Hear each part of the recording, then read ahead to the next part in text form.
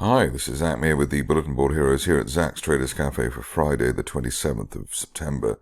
Starting off with the FTSE, and here a slow process of accumulation near the floor of that rising trend channel from this time last year.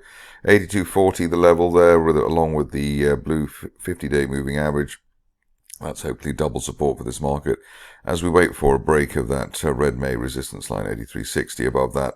Not only looking for 8400, which I suppose has been post-summer resistance, but also as high as the top of the channel there up to 86.60, although obviously that seems rather optimistic at the moment. On the downside, if we do break back below 82.40, then the risk of 81.60, but not expecting anything lower than that, even though we could actually see the floor of that channel and the 200-day line towards 8,000. RSI at 54, so in a good place for a break to the upside. You could use the RSI resistance line there from the end of July at RSI 56 as the trigger, a leading indicator on a potential move to the upside. Moving on to the DAX, which was looking very perky yesterday and continues to be perky today. Tend to see gaps up on Thursdays for some reason, gapping through the resistance and then breaking the gap up day. That does suggest that 20,000 is on its way for this market and looking for that well before the end of next month. Obviously strange to have such a strong market at this time of the year, but obviously there's no particular rule there. With the upside value while we're above 19,000, basically the floor of yesterday's gap.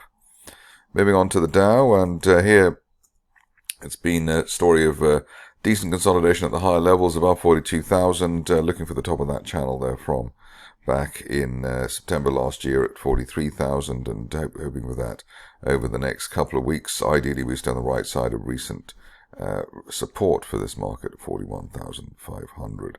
RSI at 65, so not overbought, and give us a little bit of move or scope for a move up to the top of the channel. Worst case at the moment is a move down to the 50-day line, 40,700, but not really expecting anything below 41.5, so to speak. Moving on to Bitcoin, where there's been a struggle all week with the 200-day line, but it looks as though we're finally breaking up to the top of the falling trend channel there from the end of February. That's 68,000 or 67,800 to be precise. Above that, obviously, we're looking for a retest of the best levels of the year towards 74,000 and looking for that by the end of next month. This stage only back below the floor of the gap there at 61,800, really delaying the upside or the break higher finally after 6 months in a falling trend channel. On to gold, and here we had to upgrade our previous target, and it looks like we've done that just in time. The old price channel there was going up to 26.90. Now above 26.90, we're looking for the top of that steeper channel there from June at as high as 28.80, and looking for that maybe even as soon as the end of next month. So a very strong looking situation for gold. I suppose we are overdue a little bit of a pullback or a slowdown, but at the moment that is not happening, especially while we're above the initial September resistance at 26.20. Moving on to the stocks, and first signs of positive life at Avacta after the double bull trap through the 200-day moving average that we've had for August and September, especially the Deutsche Bank-inspired key reversal down that we had on the 16th of September. Looks as though we've got some support coming in between the old low there, the old July there, low there around 50 pence, and the late June resistance of 48, so basically bounced off old resistance. And while there's no end-of-day close back below 48 pence, some people might suggest that we could fill the gap up to 64, the gap down that we had last week for the share. So a nice little setup there on a risk-reward basis on Avacta. Moving on to Belluscura, which has been in the wars, but is now in a rising trend channel base and sideways shuffle into the 50-day moving average. Above the floor of the channel there at 11.5 pence, looking for the top of the channel as high as 22 pence by the end of next month. Minimum here, hopefully a test of the 200-day moving average at around 15.5 pence. On to Cora, which I think is still rising on no news, but just checking that, in fact. Well, there was recent news actually, but still going up after that. and the target here hit, the initial target here hit at 2.47 pence. Next target there up to 2.8 pence, which hopefully we'll get over the next few days. But a vertical move there on Cora, so very impressive indeed after a long time in the wilderness for the shares, as you can see there. On to Clontarf, where some of the smart money, and hopefully any money, is going into this situation. Gap closed buy signal yesterday, so above 0.057, looking for the top of this rising trend channel, 0.12 to 0.13 by the end of next month.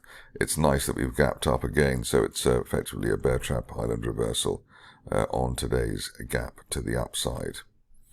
Moving along to Cyanconnode, which I think had an update a few days ago as well. Here you can see that we're well above the second target there of 9.6 pence and rushing for 12.6 pence and the upper parallel of that broadening triangle from back in April, and not expecting the shares now to be back below 10.5 pence, which was support on the way down. Next up is Emmerson, where it seems that we've been waiting a lifetime for the Moroccan authorities to let the company get on with its project. But in the meantime, we've got this falling wedge, top of the wedge there, 1.5 pence above that. We're looking at the 200-day moving average towards 2 pence, basically retesting July resistance. But obviously, this one only really for patient people at the moment.